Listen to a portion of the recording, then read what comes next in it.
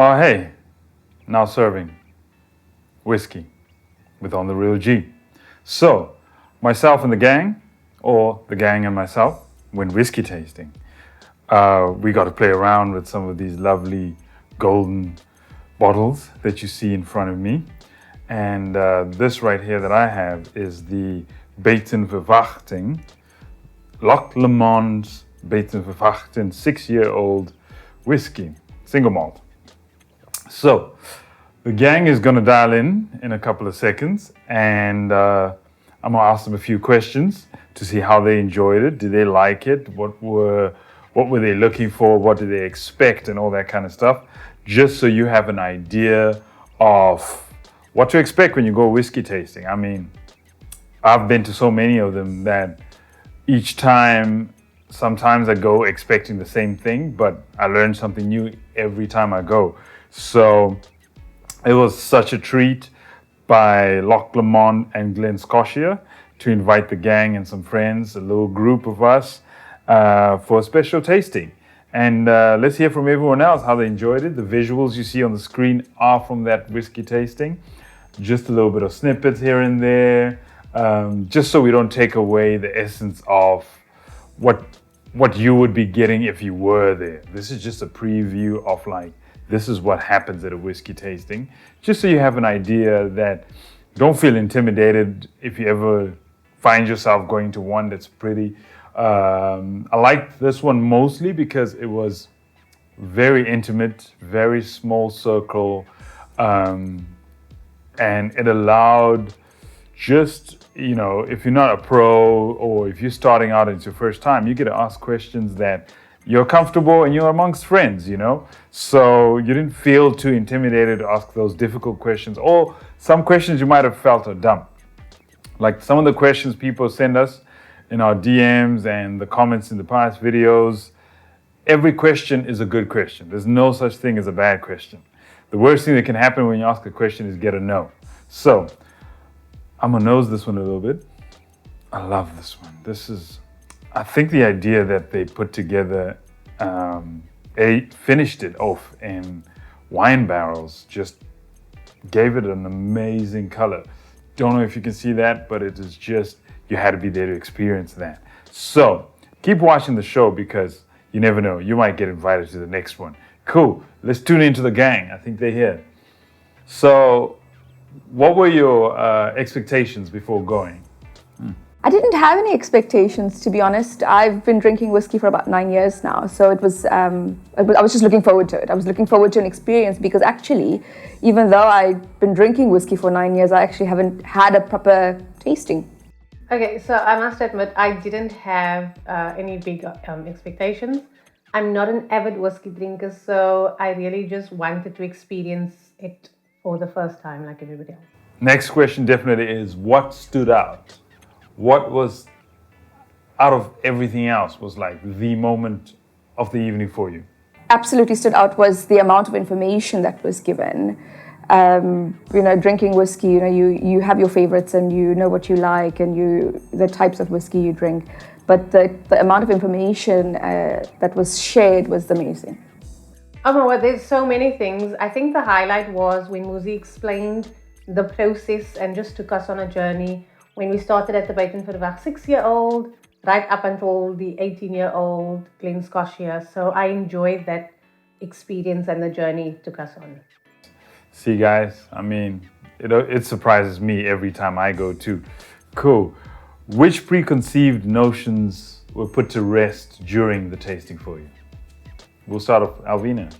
Well, my own preconceived notions would be that firstly, whiskey is too high in alcohol, so it would definitely burn my throat, and also that I would get sloshed immediately. Yes, that there's, a particular spring water is used to make whiskey. I never knew that. Depending on what the region is and what the, whiskey brand is, they use a particular spring water, which is extremely fascinating. Any interesting facts, tidbits that you learned that you haven't previously known? I wouldn't say it was tidbits, but he definitely invoked an emotion in me that wants me to travel to Scotland and really just experience the Inchmidden and all the little hills and valleys. And I just want to immerse myself in the Scottish whiskey culture. I think there's just so much more to explore. So it's definitely not just an alcoholic beverage that I would want to have more of, but also just to learn so much more about the process and where it comes from. Tell us, what was your favorite whiskey of the evening? The Loch Lomond Inchmidden. Even though it wasn't on the panel to be tasted, it was offered and I jumped at it because I really enjoy peaty whiskey, and it was delicious. It was really, really, really delicious. The 12-year-old Inchmidden, I think that one really stood out for me. It was smooth. It was so sophisticated on the nose. It had vanilla, it had caramel, it had all those honey notes that I would have expected from, just a delicious wine, and it came through in a whiskey. Also, the fact that I managed to drink it without any water or ice blocks, that really surprised me. So I really enjoyed that one. Did any of the whiskeys sort of stir up something that you'd find yourself pairing it with food, like whiskey and food? What kind of stirred up within your palate as you were going through the whiskey? We'll start off with the Spice Queen, Michelle. Tell us. Yes and no, purely because I feel in a setting like that, you're tasting so many different whiskies. We tried 6 different whiskies, I tried 7, and it's difficult to pinpoint and say, okay, this is what I'd like to pair with that. I prefer to actually take a step back and do them sort of individually again, out of a social setting, just so that my mind is quieter and I'm sort of more focused and in my own space to explore it a bit more. Doing the tasting was very fascinating for me. Like I said, it was my first time. So tasting things in the whiskey, some I would have not tasted before, I would have not realized before. So I think that I would prefer to actually do it again, do fewer, and do it at a slower pace on my own. Oh, yes, indeed. I think I was chatting to Pashal about this one. The Glen Scotia double cast finish, I think that one would just go so well with the curry. I was sitting and sipping next to her, and immediately I was craving something spicy. And I think that whiskey would be the ideal partner or pairing partner for that whiskey. Would you do another whiskey tasting? I would definitely do another whiskey tasting. I would bring my wallet and maybe not pay my child's school fees so that I can afford an 18-year-old instead of a 6-year-old or a 12-year-old. But yeah, I think that the tasting that we had, it really just invoked an emotion in me that wants to explore whiskey. And it really put to bed my notion that whiskey makes me fall asleep, or it's for a matured palate, or it's for older people. So I didn't actually know that it can just be enjoyed socially on its own and sipped and savored. So yeah, I would definitely, and I would like my friends to enjoy it as well. So I would absolutely do another whiskey tasting. I absolutely would. I'd have a proper meal. Any last words you'd want to share with first-time goers that are going to go whiskey tasting? Don't go with an expectation.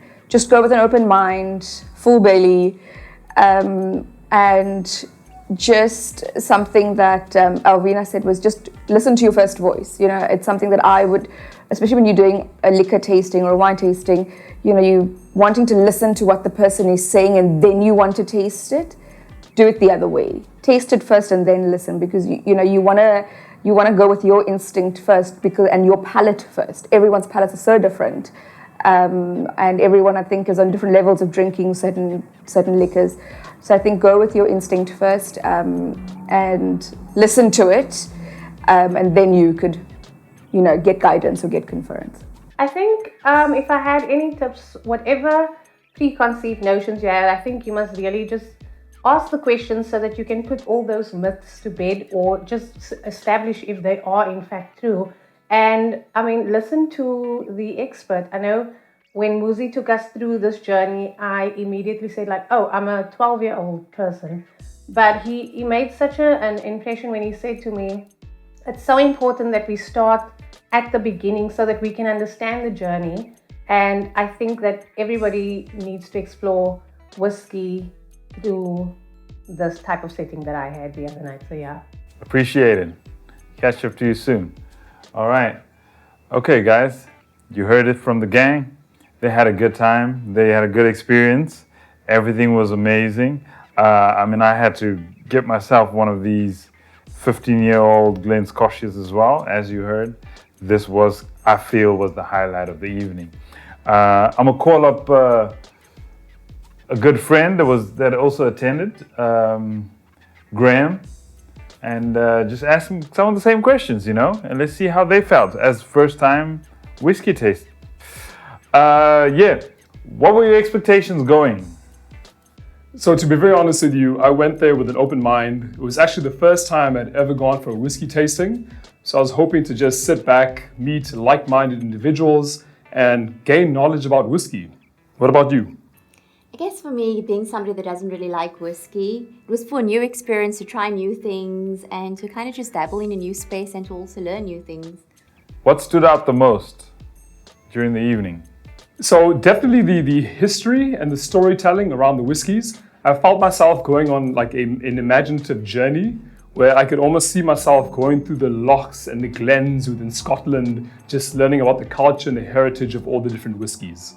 Which preconceived notions were put to rest during the tasting? When you think of whiskeys, right, let's be honest, you often think I have to be some sort of sophisticated aristocrat. It's a gentleman's club. So it was just lovely to meet like-minded individuals, great conversations. We were able to engage over the whiskeys, have good conversation and just learn about, what the whiskeys were about.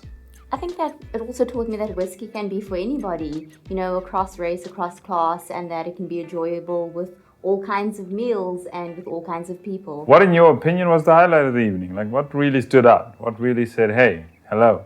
So, the heritage, how a lot of these whiskies come from very specific regions in Scotland and how they have a deep story rooted in them.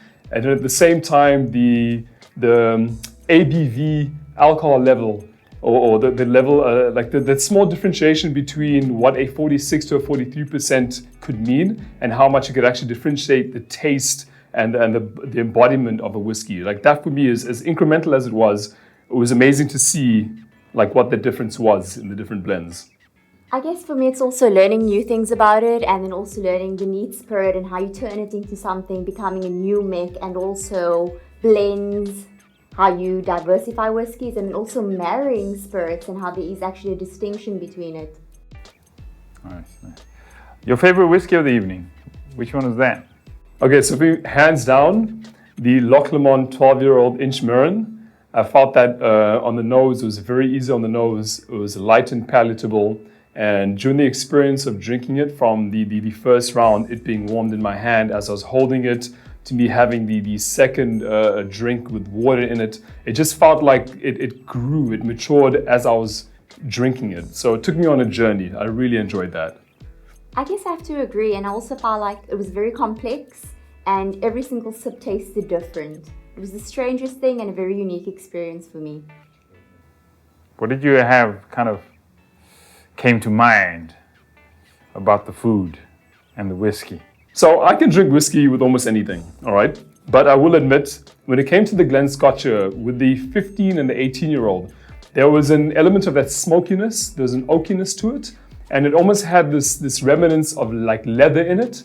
And I couldn't help but think this would be amazing with like a steak pairing or like a kind of smoky barbecue kind of experience. So yeah, that definitely came to mind. Cool. Any tips you have for some other first-time goers, as first-timers yourselves? Definitely go with an open mind. And just for fun's sake, if you don't really know a lot about whiskey, but you have drank it, I think it would be interesting to take a sip of what it is you think you enjoy, keep that in mind, and then go to a whiskey tasting, ready to experience new whiskeys, and then kind of reference it back to what it is you enjoy. So whatever particular brand it might be, have a sip of it, think of why you enjoy it, and then go and see what else is out there and find out whether you still enjoy what it is that you're drinking. It's almost like a point of reference, like a frame of reference would be something interesting for me. Oh, and get a good lining, because whiskey tastings are no joke. No, I definitely think keep an open mind. You know, it might not be your thing and you might surprise yourself. You know, like I never imagined myself being a whiskey drinker. And I'm like, you know, this is something that I can actually enjoy and it's a common interest that we might just actually take going forward. So who knows, he might be like hiding his bottles from me going forward. Probably, yeah. Appreciate it. All right, guys, as you heard, people went, they had a great experience. Now Serving is all about bringing you a great experience just through these conversations we've been having over the past few episodes. And we're going to have plenty more coming up. I can't wait to taste this one with you guys. Like I said, keep watching. We'll slide in a few little notes here and there. You might find yourself invited to the next one. And for now, all right, we'll say goodbye and see you on the next one. Now Serving on the Real G's Whiskey.